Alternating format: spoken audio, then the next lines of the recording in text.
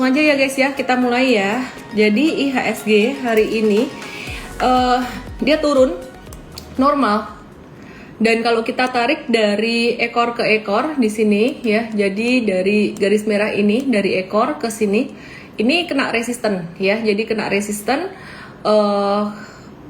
Kalau ada koreksi di sini ini normal banget koreksinya dan udah rawan banget untuk koreksi atau turun profit taking. Kalau misalkan terjadi koreksi, kita antisipasi dia bisa turun sampai level 7013 gitu. Jadi teman-teman jangan terlalu kejar-kejaran dulu ya. Jadi agak-agak nyantai dikit, terutama untuk saham perbankan besarnya dan juga untuk saham-saham teknologi dan juga saham blue chip lainnya dari sektor consumer good. Nah hari ini yang banyak koreksi itu yang nyeret market turun itu didorong oleh saham banking big caps yaitu BBNI turun 2,69%, kemudian Bank BRI turun 2,13%, kemudian BMRI atau Bank Mandiri itu turun 1,92%, BCA turun 1,9%, dan juga ICBP 2,31% lumayan, Gudang Garam 2,72%, Unilever 2,17% minusnya.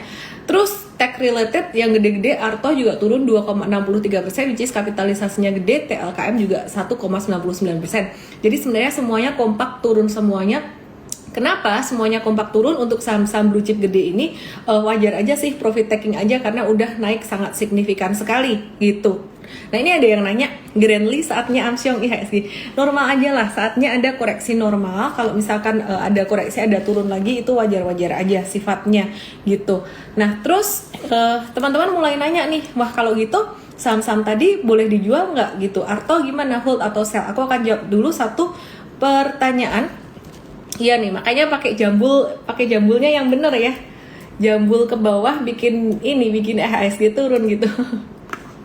Oke, Arto gimana? Arto sell nggak? Kalau Arto sih seharusnya dia turun dari sini. Waktu itu kan keluar hijau, entret ada beli ya. Terus kemudian turun dari sini. Seharusnya sih udah nggak di hold sih. Kita akan cek ya apakah ada Arto nggak. Mestinya sih udah nggak ada ya. Arto kena cut loss waktu itu. Cut lossnya sekitar 3%-an. Jadi pas hijau di sini kita beli. Terus kemudian ketika dia gagal naik, pas turun di sini kita langsung jual. Nah untung tuh kita disiplin cut loss. Karena kalau enggak nanti jadi ketarik drain turun sampai ke bawah sini gitu. Nah terus teman-teman untuk saham-saham perbankan besar gimana? Perbankan besar gimana? Kalau aku sih BCA aku tuh cenderung untuk investasi ya. Jadi ketika dia turun ke bawah gini, ini jadi kesempatan buat teman-teman yang mau beli nyicil dikit-dikit gitu. Nah, mungkin teman-teman waktu itu ada yang beli di sini. Kalau teman-teman ngikutin IG live aku, kita sih udah warn supaya nggak beli di atas ini di harga 8.300-an. Nah, tapi kalau misalkan teman-teman udah terlanjur beli di sini gimana nih? Mungkin ada yang bilang kayak, wah aku nyangkut nih di BBCA. Nggak masalah, kalau di BCA mah teman-teman nggak usah terlalu khawatir. Anggap aja itu investasi gitu ya. Tapi sebenarnya tidak disarankan untuk beli di atas. Nah, BCA hari ini breaking down dari uptrend line-nya dan dalam jangka pendek dia bisa menuju ke 7.600. Hal ini berarti bahwa IHSG juga masih bisa akan turun atau masih bisa terkoreksi lagi gitu, dan itu sangat normal sekali. BRI seperti yang kita udah bahas kemarin, dia bisa berpotensi turun dan hari ini beneran turun. Masih bisa turun lagi, BRI bisa turun sampai 4450. Buat para trader hati-hati karena BRI masih bisa turun lumayan signifikan, sedangkan buat para investor, teman-teman investor, ini justru malah tunggu turunnya, pakai kesempatan buat nampung gitu. Kemudian yang ketiga ada saham Bank Mandiri. Nah, Bank Mandiri gimana? Kalau Bank Mandiri sendiri, teman-teman kita perhatikan candle-nya yang terakhir, ini juga candle bearish dan dia bisa turun sampai ke berapa? Support terdekatnya Bank Mandiri ini ada di level 7.550 ya. Jadi nggak ada sentimen yang signifikan, tapi bisa turun gitu. Kenapa? Karena memang naiknya udah lumayan tinggi dari bawah, dari bottom sini naiknya udah lumayan tinggi untuk saham-saham blue chip. Jadi Bank Mandiri kalau misalkan turun di 7550 dan 7425 itu kesempatan buat kamu-kamu yang mau invest BMRI tapi belum punya barangnya. Jadi beberapa hari kita udah ngomong di sini tuh agak-agak rawan untuk masuk, dan sekarang breakdown yang ini kita tunggu aja turunnya. Jadi sekarang masih belum, masih bisa turun lagi baik untuk trader maupun untuk investor. Untuk tradernya bisa untuk buy on weakness. BNI juga dia breaking down, meskipun kemarin sempat ngebentuk higher low bagus, ternyata ini breakdown. Bank Negara Indonesia BNI bisa turun sampai berapa? 7850, bahkan bisa sampai ke 7600. 7850 di sini ada MA50 yang bergerak fleksibel sebenarnya, dan di sini ada support 7600 yang lumayan kuat dan bisa dijadiin area untuk teman-teman masuk buat yang mau investasi. Teman-teman yang mau investasi nggak usah semuanya dihajar beli semua, mungkin satu atau dua aja. Jadi buat kamu-kamu yang mau beli BCA, nunggu BCA-nya turun atau terkoreksi, ya ini kesempatan untuk teman-teman masuk gitu. Nah, sementara itu teman-teman, ketika saham-saham perbankan besar lagi mulai turun-turunnya, dan kemudian saham blue chip juga lagi terkoreksi, kita kembali melihat sektor komoditi. Sektor komoditi yang mulai aktif ada saham apa aja nih. Nah, kalau kita perhatikan hari ini tadi saham batubara lanjut aktif lagi. Sekarang kita lihat beberapa saham batubara yang aktif, di antaranya ada Adaro Energy yang kita bahas dari beberapa hari terakhir ini. Nah, untuk Mtrade sendiri ini udah punya Adaro dari beberapa waktu yang lalu. Untuk jangka menengahnya dan juga jangka pendeknya, dari kemarin deh ya, itu untung 4,8 sampai 9%. Dan kita pernah jualan jangka menengah 22 sampai 25%. Jadi kita buyback kemarin. Nah, ini gimana view-nya Adaro? Adaro mungkin dalam 1-2 hari akan rawan profit taking. Sehingga untuk yang swing trading di Mtrade, kita akan mulai siap-siap untuk profit taking. Tapi untuk yang jangka menengah, kita masih akan nge-hold. Kenapa? Karena kita melihat secara makro, secara kondisi fundamental, batubara ini masih akan juga diuntungkan karena demand komoditi itu masih sangat bagus sekali. Dan kemudian kita akan lihat saham Indika Energy. Ini menarik juga ya teman-teman ya, dan ini jadi salah satu pilihan Mtrade juga dari beberapa hari yang lalu gitu.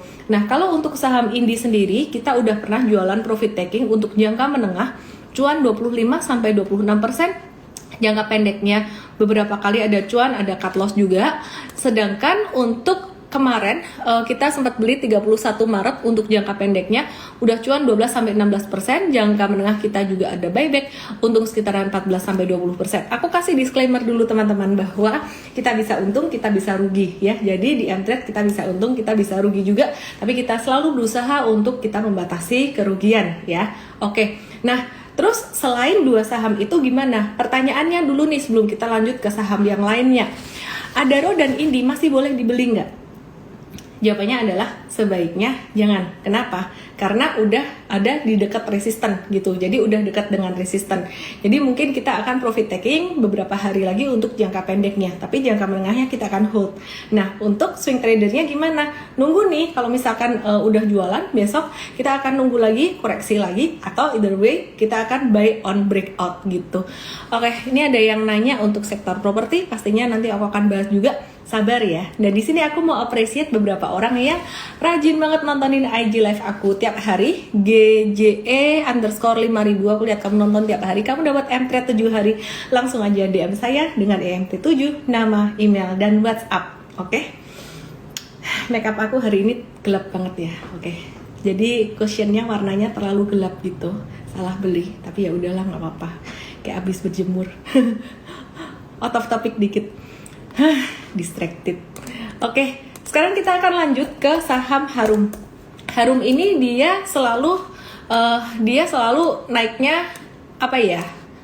Duluan ya. Kenapa? Sorry, bukan Harum deh yang naik duluan. Aku lupa apa ya kemarin ya. UNTR yang naik duluan. Kalau Harum ini kemarin justru malah naiknya belakangan. Nah, teman-teman perhatikan di sini untuk Harum, dia kemarin habis breakout, terus kemudian hari ini naik lagi.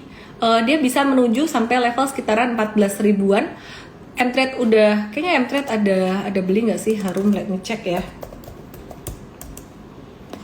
Ada. Sekitaran untung 10-18%, jangka menengah, jangka pendeknya untung 15-18%-an. Ya ini jangka pendek mungkin 1-2 hari kita akan profit taking kalau misalkan keluar candle merah, sedangkan jangka menengahnya kita akan masih ngehold karena ini potensi upside-nya ke resisten terdekat masih sekitaran 22%-an. Yang baru mau masuk kayaknya wait and see dulu. Kenapa? Karena udah agak-agak ketinggian, jadi better nunggu ada koreksi atau retracement dikit gitu. Nah makanya biar kamu nggak telat sampai ketelatan lama gitu, teman-teman boleh join mTrade dengan klik link di bio saya supaya dapat trading signal. Kita berlisensi penasihat investasi, terdaftar dan diawasi oleh OJK. Oke, sekarang kita lihat do it. Kita lihat do it ya. Kita lihat do it. Ya, do it hari ini naik sangat signifikan sekali. Di mTrade kita nggak beli karena udah lumayan banyak portfolio dari saham-saham komoditi, udah lumayan banyak ya. Dari batubara juga udah lumayan banyak. Dan pertimbangan kita nggak beli adalah ini udah naik hari yang keempat gitu. Meskipun hari ini volume transaksinya tinggi, teman-teman, kita ngelihat juga IHSG udah ada di resisten gitu. Nah, buat yang punya do it sih kongret ya. Mungkin 1-2 hari masih bisa naik dikit, tapi itu waktunya untuk profit taking gitu. Oke.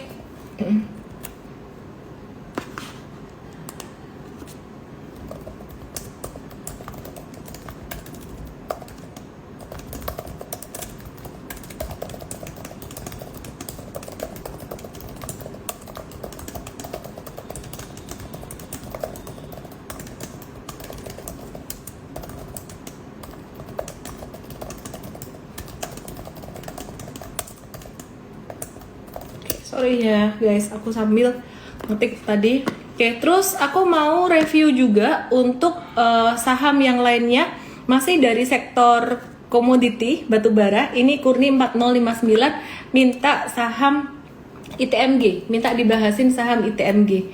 Oke, sekarang aku akan cek untuk saham ITMG-nya. Ya, aku akan cek saham ITMG-nya ya. Setelah dia turun lumayan signifikan karena ada habis bagi dividen biasa ya, bagi dividen 10% terus turun signifikan. Nah, ini karena trennya juga masih oke untuk sektor batubara ini, malah justru ini di area support dan kemudian dia mantul gitu. Jadi ITMG sendiri juga masih oke ya. Jadi masih bagus. Teman-teman hold aja untuk saham ITMG-nya.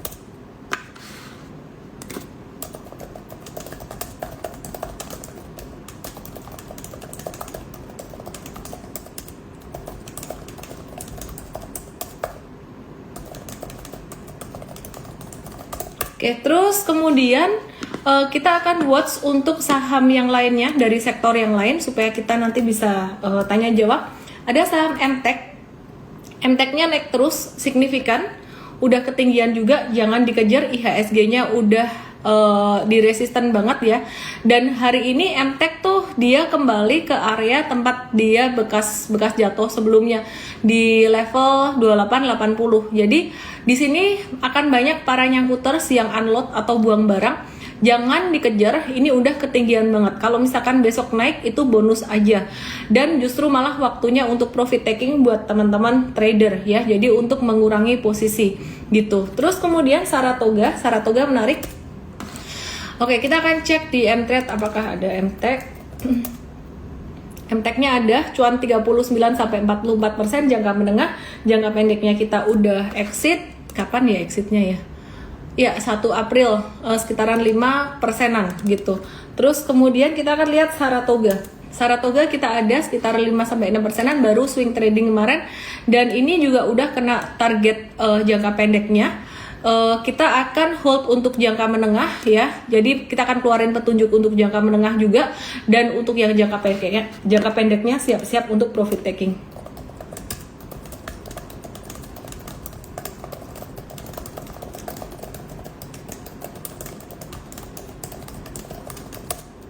Oke, jadi bagus banget ya Saratoga.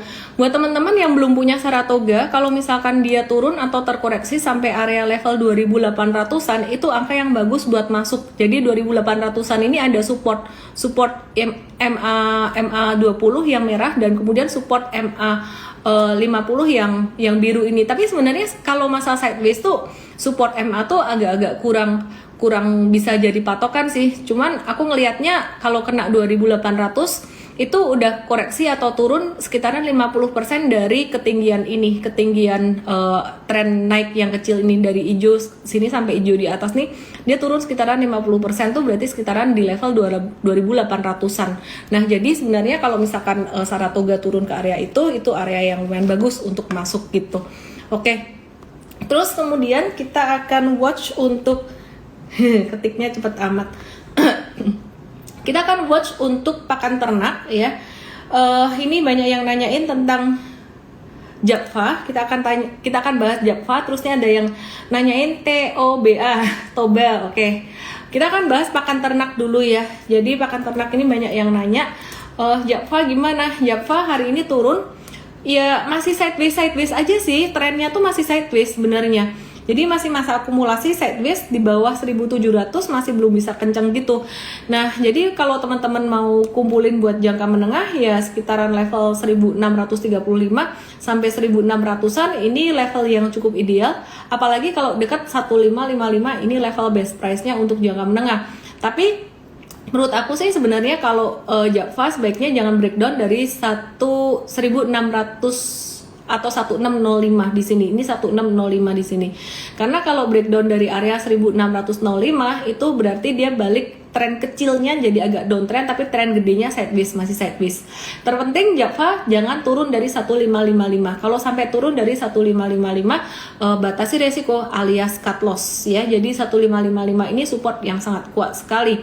Nah, terus Japfa di sini kita lagi nungguin kalau dia breakout dari 1695 atau 1700 dia akan lebih uptrend trennya. Sekarang sih teman-teman kalau mau ngumpulin buat jangka menengah dikit aja ya, karena trennya masih sideways. Kalau sideways ya berarti masih akan zigzag gitu.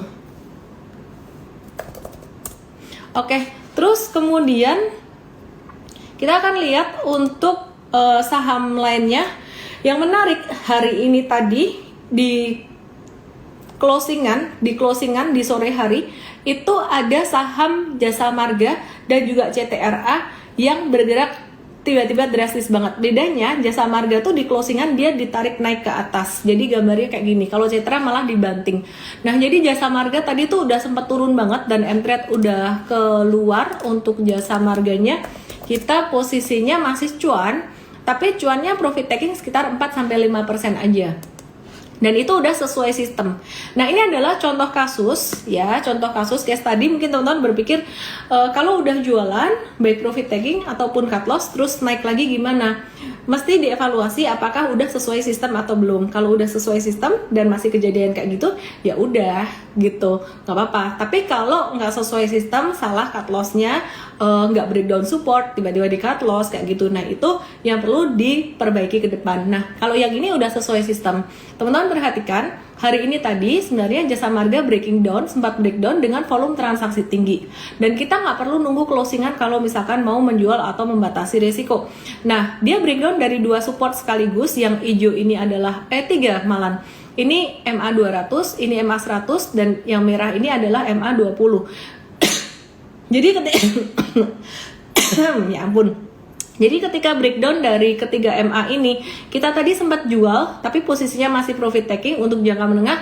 Kemudian naik lagi, sore hari ditarik naik, tidak perlu menyesal atau tidak perlu menyesali hal ini. Nah, kita akan watch untuk saham Jasa Marga ini. Kalau seandainya dia keluar candle hijau atau mengalami technical rebound lagi, ada satu candle hijau di sini, kita akan buyback. Tapi kalau seandainya dia gagal keluar candle hijau merah lagi, ya udah kita biarin aja, kita tungguin di support di bawahnya.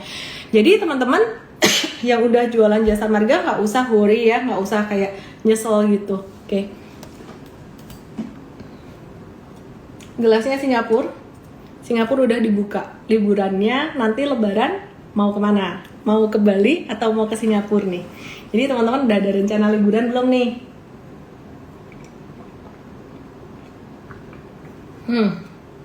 Oke. Kita akan lanjutkan lagi dengan saham dari sektor properti seperti permintaan dari Rehan ST.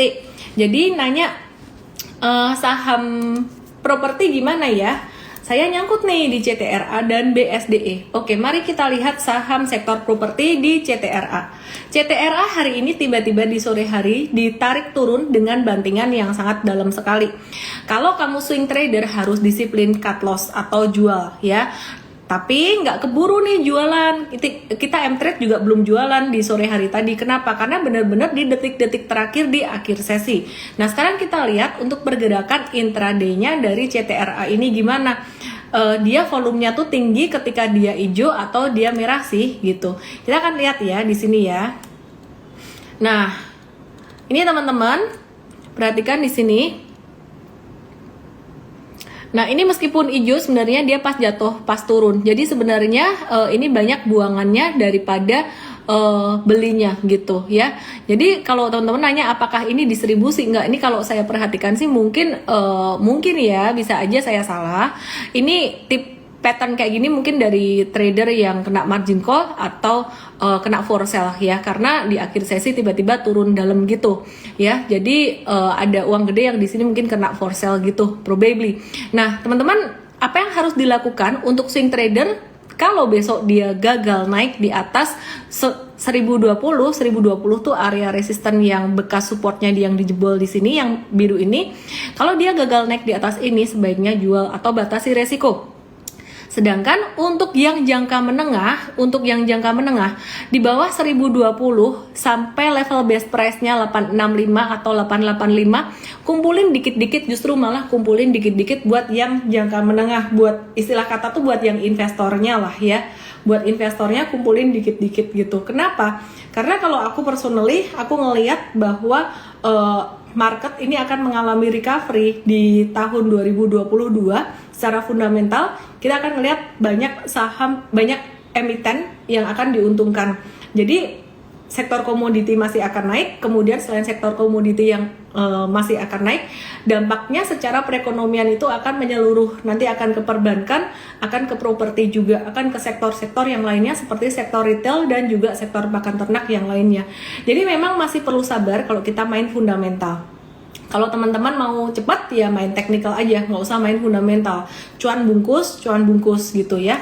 Oke, jadi kalau teman-teman mau main cepat, mau main technical, main cepat sekarang ini yang dalam jangka pendek yang bakalan masih akan bergerak atraktif adalah sektor komoditi. Komoditinya apa? Setelah batu bara apa? Jadi kemarin metals dulu, kemudian setelah itu batu bara, habis itu apa? Kita watch oil. Kita akan watch oil ya guys.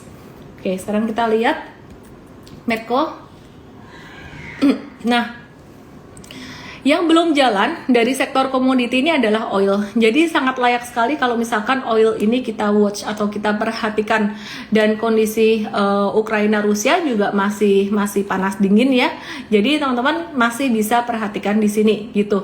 Meskipun kemarin Amerika sempat ada buka supply minyaknya lumayan besar sehingga harga minyak agak-agak terkoreksi, tapi sekali lagi demand-nya masih cukup gede. Jadi kita akan masih watch di sini. Masih watch ya.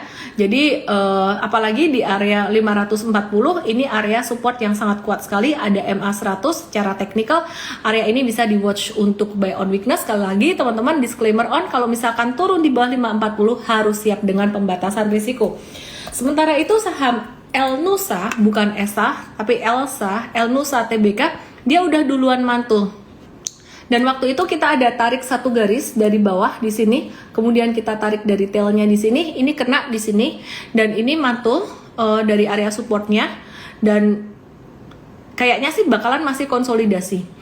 Konsolidasi itu masih akan bergerak zigzag atau sideways. Jadi teman-teman kalau misalkan mau kumpulin Elsa ini, base price-nya di angka berapa? Sekitar 286 sampai 290-an. Di bawah 286 batasi resiko. Jadi semakin dekat ke sini semakin low risk sebenarnya gitu. Terus kemudian kita akan watch lagi untuk saham apa nih? Kita akan lihat dari sektor yang lainnya. Aku agak-agak random ya.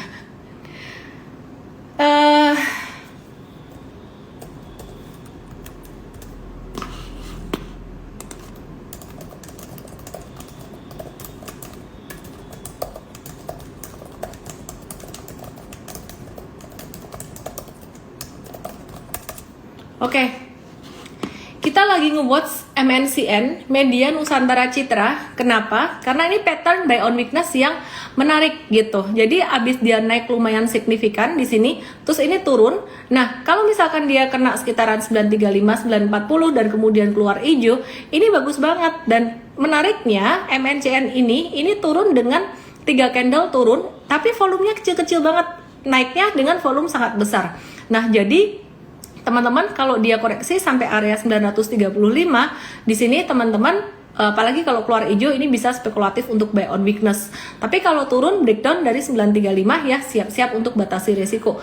Support berikutnya di mana? Support berikutnya sebenarnya yang kuat adalah di level 915. Tapi kayaknya kalau turun sampai ke 915 agak-agak kejauhan sih. Kita lihat aja besok wait and see candlenya merah atau hijau. Kalau hijau di level 935 boleh buy on weakness, tapi kalau misalkan merah lagi di 915, nah berarti kita harus tunggu hijau di 915. Kalau teman-teman bingung boleh beli atau enggak, berani beli atau enggak, karena watchlist kita itu belum tentu dibeli. Kondisi market sangat volatile sekali dari tahun 2020 kemarin sejak retail banyak masuk.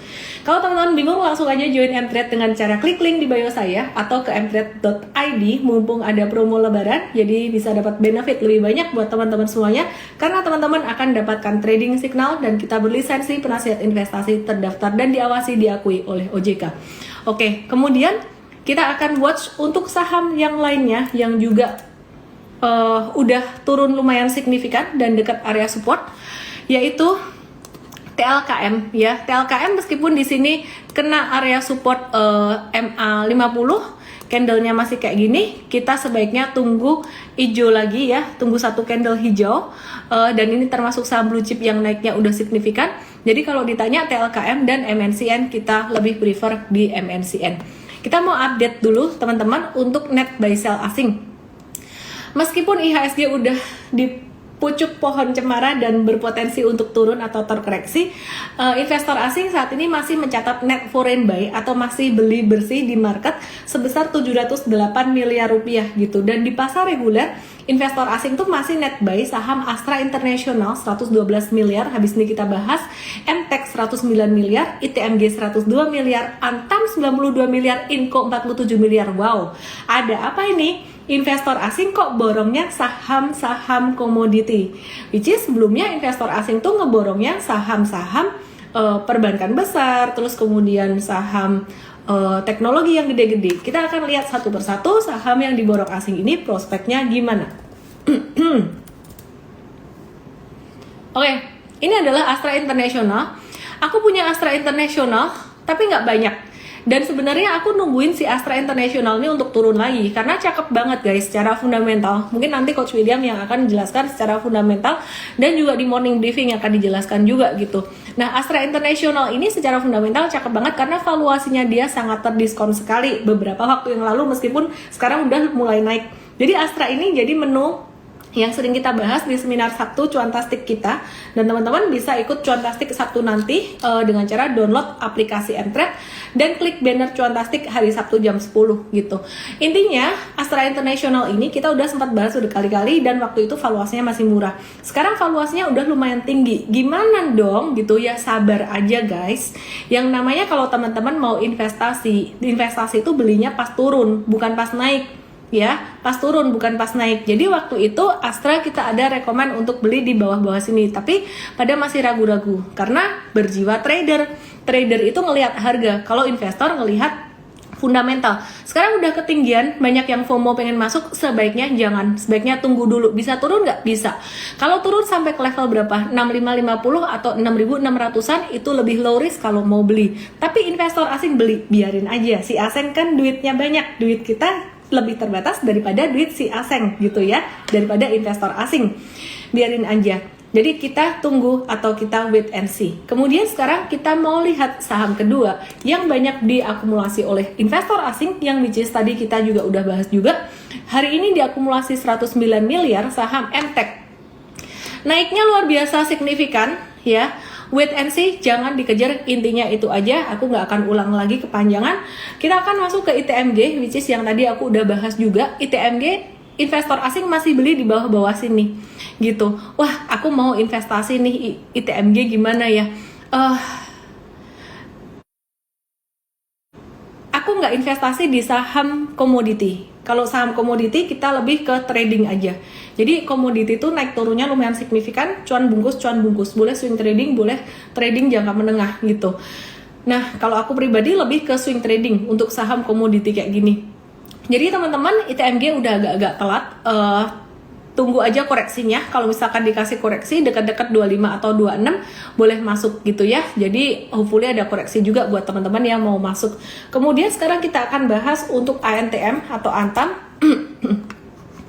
Antam gimana? Antam secara teknikal ini cakep banget karena dia ngebentuk ada higher low gitu. Ini ada low, ini ada low, dan low yang kedua lebih tinggi. Hopefully low yang ketiga juga lebih tinggi. Kalau ada candle seperti ini 50-50, bisa naik bisa turun. Tapi seandainya turun, harapannya sih Antam ini turunnya nggak lebih rendah daripada 25-20. Karena 25-20 ini ada area support di sini. Nah kalau dia turunnya di 25-20 kemudian mantul lagi, ini bakalan cakep banget. Dia akan ngebentuk 3 higher low sehingga trennya akan lebih bagus dan breakoutnya juga akan lebih cakep kalau seandainya breakout. Nah seandainya breakout dari harga sekarang, Antam ini masih ada upside sekitaran 14 sampai dengan 20% ke resisten terdekat. Jadi sekitaran 14 sampai dengan 20% gitu. Saham terakhir yang hari ini menjadi top 5 buy asing adalah saham Inco. Oke, ya. Jadi saham Inco. Oke, Inco ya, teman-teman. Yang lucu meskipun diborong asing hari ini dia turun merah dikit dan belinya cuma 47 miliar aja. Kemungkinan besar Inco ini akan membentuk higher low kayak gini, jadi akan naik lagi. Tapi udah jangan dikejar beli ya, jangan kejar beli, apalagi ini udah IHSG-nya udah agak-agak di atas. Oke, terus kita akan invite Coach William sebentar lagi untuk bahas data-data makro. Yang menarik adalah kembali harga batubara acuan April 2022 ini naik ya.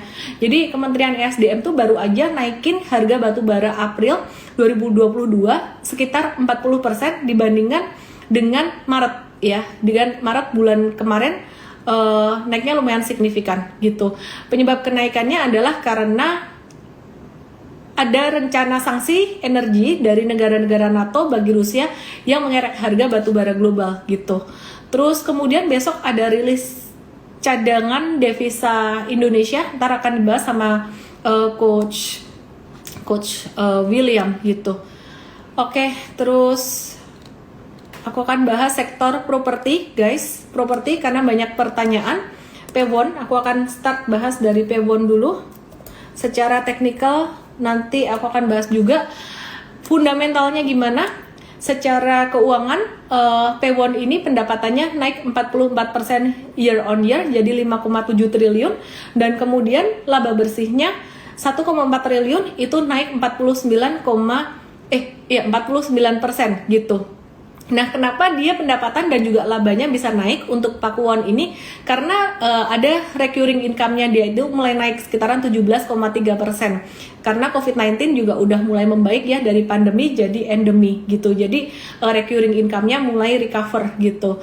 Nah, jadi perlu diketahui recurring income untuk Pewon ini masih menjadi kontributor utama untuk pendapatan Pewon mencapai sekitaran 47%. Jadi waktu pandemi kemarin itu Pewon sangat terpukul sekali dan sekarang mulai recover dan kita melihat bahwa Pewon ini akan menjadi satu perusahaan yang harga sahamnya berpotensi untuk turn around kalau ngelihat case story-nya gitu ya, lihat story-nya. Sekarang teknikalnya gimana? Yuk kita lihat.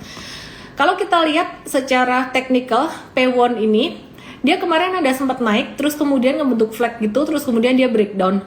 Dan seperti halnya CTRA, Pewon hari ini turun dengan volume transaksi cukup besar. Buat trader mungkin banyak yang melakukan pembatasan risiko. Tapi buat teman-teman yang mindsetnya investasi untuk Pewon, untuk saham-saham properti justru malah ini boleh diincar teman-teman ya kalau mindsetnya investasi gitu. Kenapa? Karena secara fundamentalis cukup menarik gitu. Dan kemudian kita juga akan kembali lihat untuk sektor properti yang lainnya BSDE. Nah, mungkin teman-teman yang trading banyak yang kena cut loss di sini. Tapi teman-teman yang mindsetnya investasi, jangan cuma saham perbankan gede aja.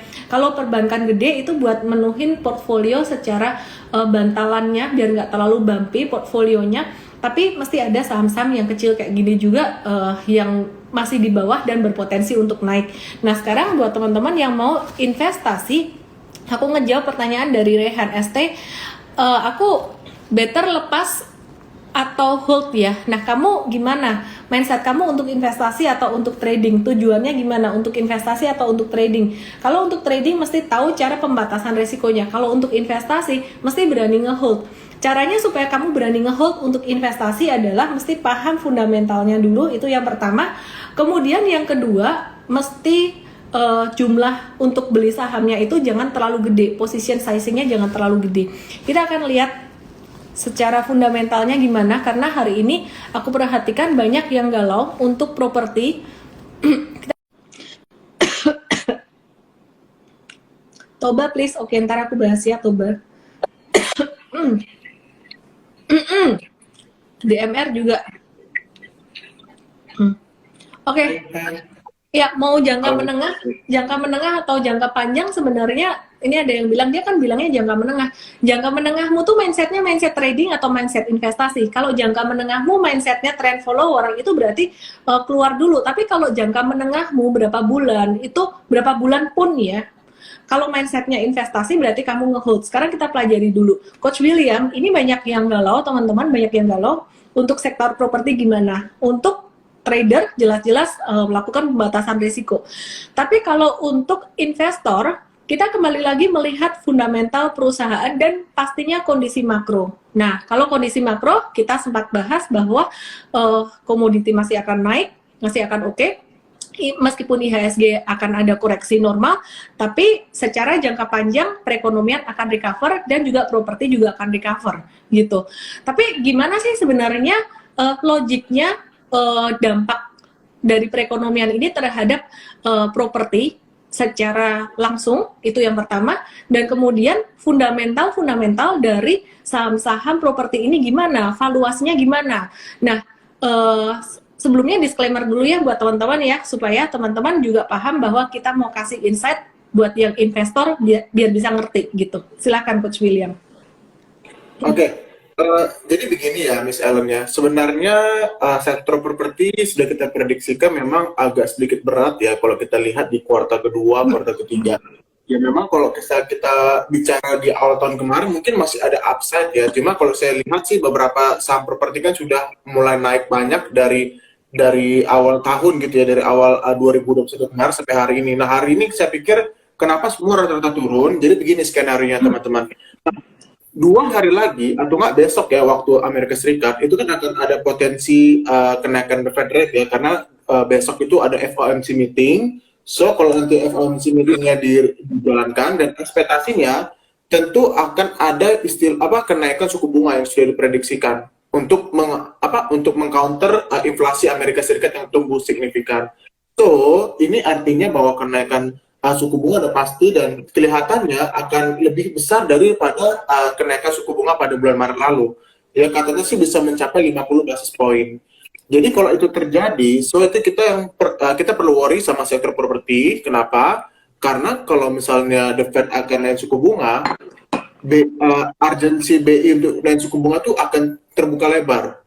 Apalagi misalnya kita melihat inflasi di bulan Maret kan kemarin mencapai 2,64% ya teman-teman. Jadi kalau misalnya kita lihat di bulan Maret udah mulai naik, di bulan April ini potensi inflasi itu bahkan naik lagi tuh besar sekali. Apalagi kalau kita lihat harga BBM naik, harga barang pokok naik, dan kemungkinan di Lebaran akan ada kenaikan inflasi gitu. Jadi kemungkinan BI akan naik suku bunga itu akan besar sekali terjadi dalam waktu dekat, mengikuti the Fed rate sama mengikuti faktor inflasi kita yang mungkin akan terjadi dalam beberapa bulan ke depan. So ini bisa menjadi pertanda buruk bagi sektor properti gitu ya, karena sektor properti kan selalu bertentangan sama suku bunga ya. Jadi kalau suku bunga BI bahkan naik, nah itu teman-teman perlu worry sama sektor properti gitu. Jadi kalau misalnya kita bicara makro sih seharusnya kita mulai lebih wait and see ya untuk invest di sektor properti. Tapi kalau untuk trading ya mungkin beda cerita gitu. Cuma untuk invest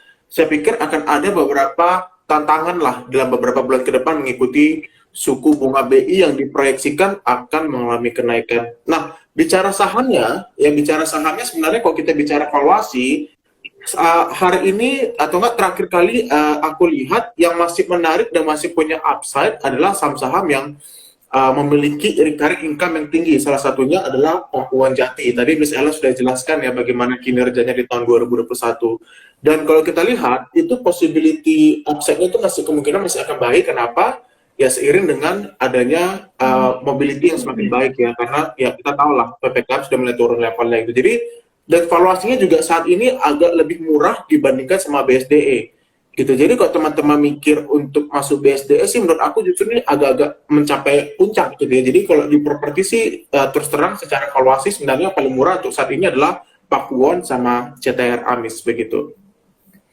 Oke. Intinya tuh tetap ada upside, ada downside-nya.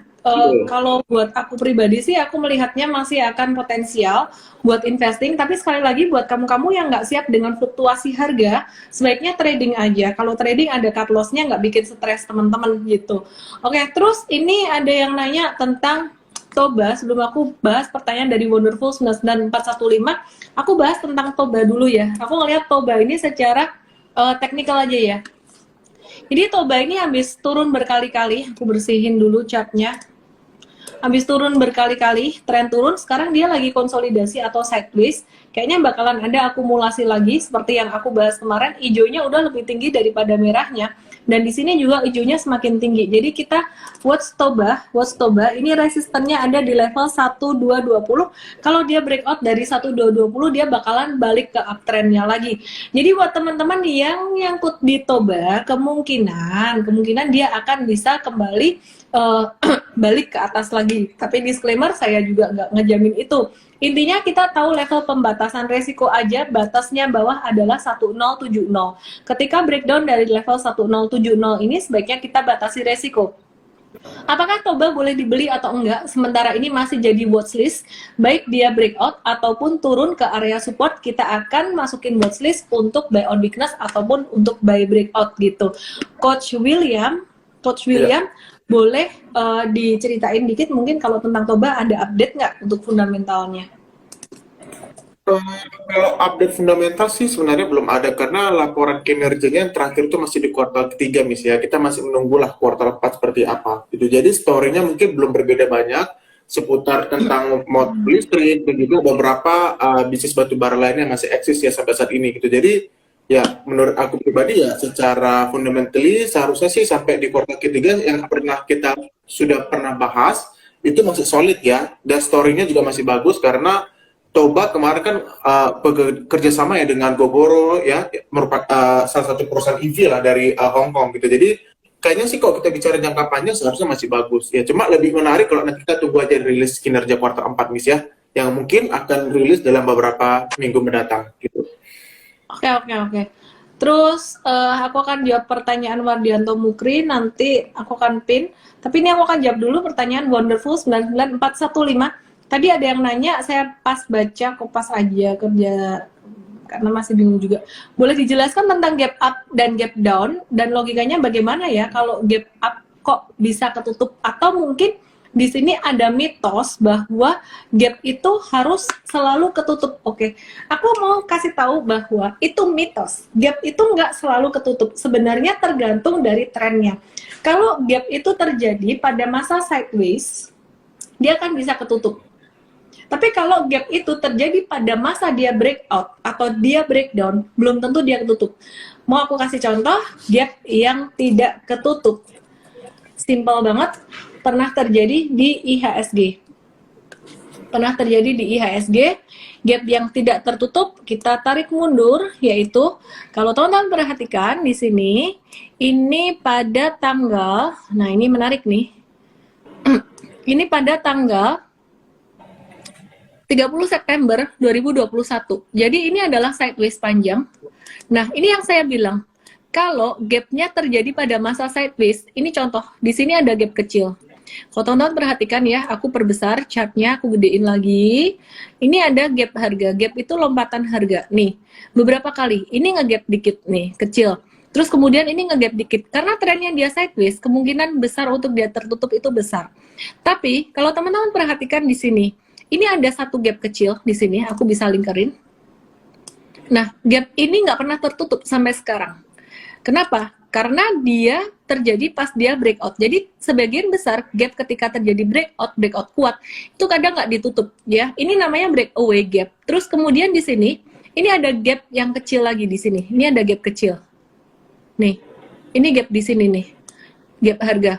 Nah, ini nggak ketutup juga sampai sekarang. Terus kemudian kalau teman-teman mau perhatikan, nah yang di sini ini ada gap, yang ini ketutup. Yang ini ketutup di mana? Ketutupnya di sini nih. Gitu. Ya, jadi intinya gap tidak selalu tertutup gitu. Aku mau jawab lagi pertanyaan dari kehapus tadi. Siapa yang nanya ya? Aku masih ingat pertanyaannya. Aku lupa siapa yang nanya, tapi aku masih ingat pertanyaannya, saham yang cocok untuk sampai 5 tahun ke depan gimana? Sebelum aku jawab sahamnya apa yang cocok sampai 5 tahun ke depan, aku mau kasih tahu kamu tentang mindsetnya untuk investasi 5 tahun ke depan itu gimana.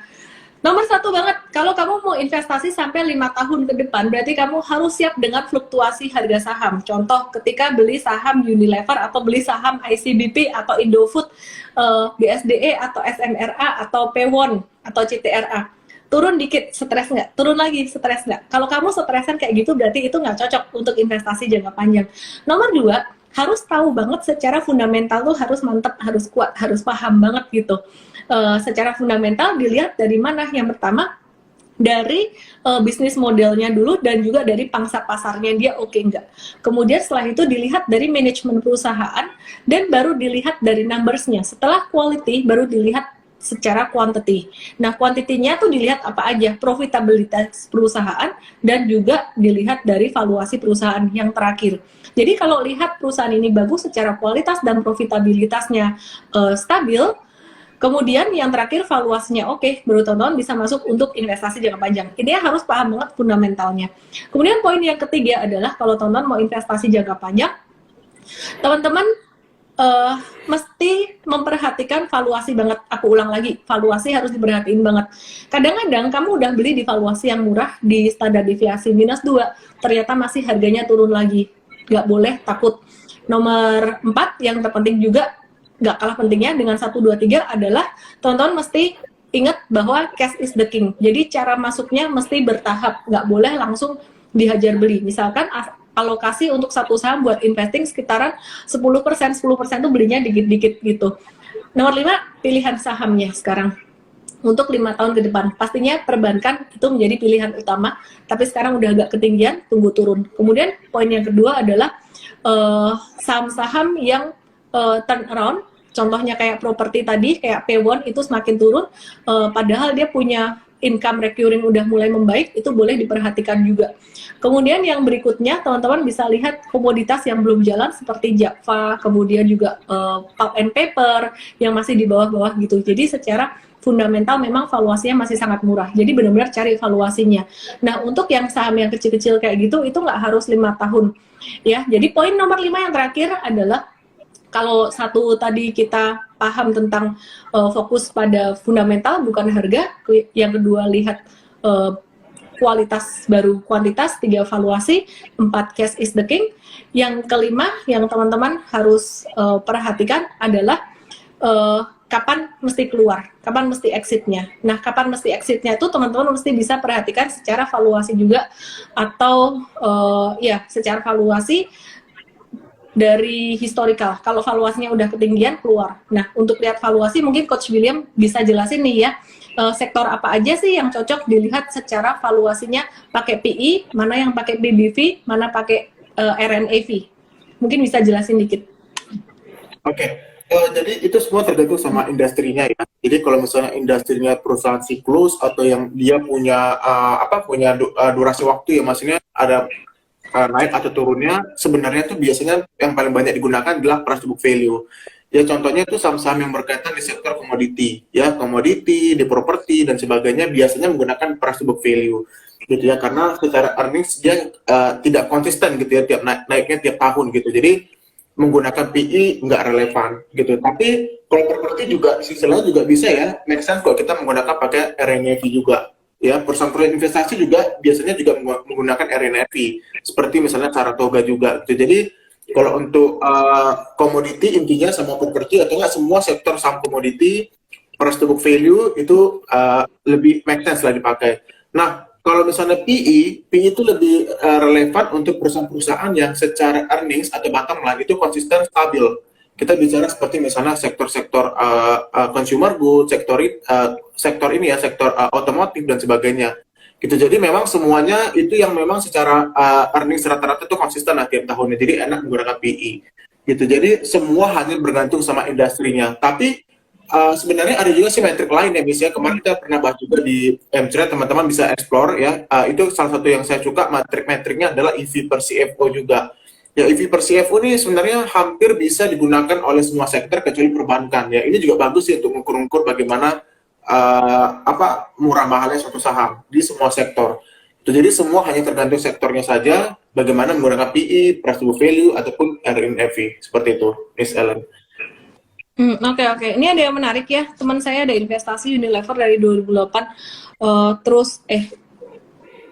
Mana sih tadi salah ngepin? Tapi yang ini salah aku pin, pertanyaan bagus juga. Dari Lisa Sila. Terus pas intinya nggak di cut loss, tetap rajin nabung tiap bulan, sekarang udah rugi 23 jutaan. Jangan ngomong nominal sih, ngomongnya persentase gitu. 23 jutaan kalau modalnya 1M ya kecil. Gitu. Ya pasti, aku percaya pasti persentasenya turunnya gede sih kalau dari 2018. Dan belum cut loss, dia sekarang jadi takut main saham, makanya jangan mainan. Oke, nggak sih ya. Jadi Unilever ini memang unik gitu. Ini memang unik. Secara fundamental, nomor satu banget yang harus diperhatikan, tadi aku bilang pangsa pasar ya, pangsa pasar dan kemudian juga bisnis model. Unilever bukan perusahaan jelek, Unilever masih perusahaan bagus dan masih perusahaan kuat. Namun, dalam setahun terakhir ini, terutama dalam setahun terakhir ya, tren digital itu menjadi sangat populer sekali, terutama ketika pada masa pandemi, ditambah dengan listing dari perusahaan-perusahaan digital. Nah, itu yang bikin dia semakin terkoreksi gitu. Nah, kalau solusi dari saya adalah yang terpenting harus diversifikasi atau ada aset alokasi. Jadi jangan semuanya di Unilever atau di satu saham tertentu. Warren Buffett bisa salah. Warren Buffett pernah rugi juga dalam berinvestasi, pernah salah pilih juga gitu. Jadi kata kuncinya adalah diversifikasi. Jangan di satu saham all in gitu. Kalau di satu saham all in, 100% di satu saham itu rugi, jadi ruginya gede. Tapi kalau seandainya ada aset alokasi, dia cuma punya 10 atau 20% saham itu dari total portfolio, harusnya nggak akan sampai hurting the whole portfolio. Kuncinya sih itu. Warren Buffett pernah cut loss nggak? Pernah dia cut loss saham airlines ketika mau masuk pandemi itu dia jual semuanya, dia jualin saham-saham itu gitu ya. Jadi itu dia cara cut loss-nya buat investor ya, lihat fundamental. Cuman kalau Unilever sih mestinya membaik kalau nanti inflasi ada recovery, akan membaik juga gitu. Dan sekarang valuasinya udah sangat murah sekali gitu sih ya. Terus untuk 3-5 tahun sebaiknya berapa saham dalam portfolio? Aku pakai rule 5-10 untuk semua saham dalam total portfolio, tapi ini nggak bisa hajar rata untuk semua orang, tergantung modalnya. Kalau modalnya kecil, pastinya pilihan sahamnya semakin sedikit. Tapi kalau modalnya gede, itu semakin diversifikasi, semakin diversified gitu. Jadi contohnya kayak temen aku yang kemarin aku cerita, dia tuh investasi saham, dia bilang modalnya tuh, aku masuk di saham baru 70M loh, baru 70M. Dan ketika dia masukin 200M, dia juga bilang baru 200M, kayak gitu. Oke, jadi anyway, itu tipsnya. Ini ada pertanyaan. Ayo Ijo, 4 big banks mulai koreksi kali ya, mulai bearish. IHSG siap-siap bearish juga kah? IHSG koreksi, kalau koreksi normal gitu. Apakah strategi swing trading and trade ke depan? Kalau strategi swing trading kita masih ngikutin candle aja gitu. Jadi candle merah kita jual, candle merah di atas kita jual, candle hijau di bawah kita beli. Kira-kira itu aja. Di bawah tuh di support, di atas tuh di resisten. Itu aja sih dari saya. Besok teman-teman masih akan belajar lagi secara fundamental bareng dengan Coach William, dan tadi ada dibahas saham yang unik ya di Mtrade, apa tadi, NISP. Tapi betul, ya dibahas di Mtrade aja teman-teman. Disclaimer juga, ini aku nggak suruh kamu beli NISP gitu. Jadi mungkin besok mau ada yang penasaran bisa dibahas lagi di morning briefing Coach William dan juga bersama dengan coach lainnya. Saya Ellen May dan Coach William, sehat selalu. Salam profit, jangan lupa join Mtrade dengan cara klik link di bio saya atau ke mtrade.id mumpung ada promo lebaran. Dadah! Dadah Coach! Thank you.